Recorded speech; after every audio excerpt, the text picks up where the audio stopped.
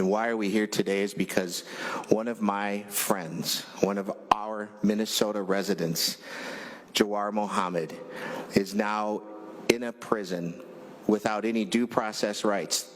Due process rights, something we take for granted in Minnesota, while his wife, a Minnesota citizen, and their son, who, by the way, I was just looking at a picture, Lieutenant Governor Flanagan has a picture with little Oromo a couple of years ago. He is now 5 years old. Somebody who goes to school in Minnesota, somebody who is in Minnesota, somebody is Minnesota. And I think it's time Dad comes home. I think it's time he comes home, and that we have a whole bunch of things we're asking for. And there was a letter, you all probably got a copy of this, that we sent to our members of Congress, and I'll just quickly highlight those, and then I will bring in Tashidi Wako to give us a little bit of thoughts, and then we'll turn it over to Senator Fong-Her, Senator Abler, and Senator Dietzig. But following the unrest in Ethiopia after the assassination of Oromo singer and activist Hachalu Hundessa in June of 2020, there were thousands of Oromos that were arrested, including our Minnesota resident Jawar Mohammed and other Oromo opposition leaders. The Ethiopian government is now preparing to hold elections in June. However, the Oromo political parties are not allowed to participate in the elections and are also facing harassment from the Ethiopian government. What we want is free and fair election, and that requires that opposition parties to freely participate for citizens to safely vote. But here's the thing.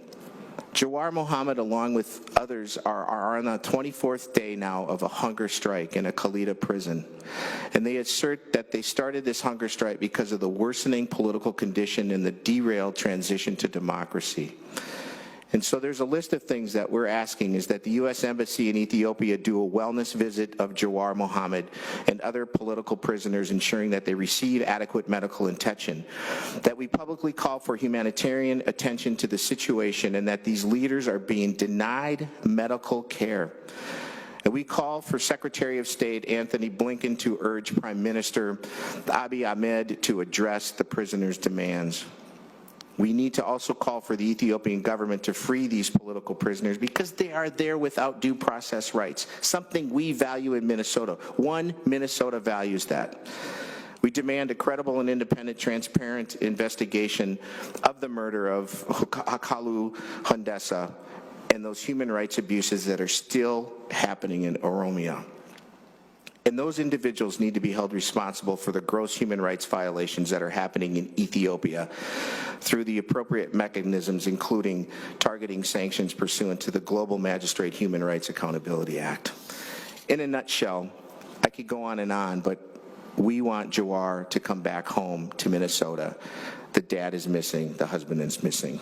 And with that,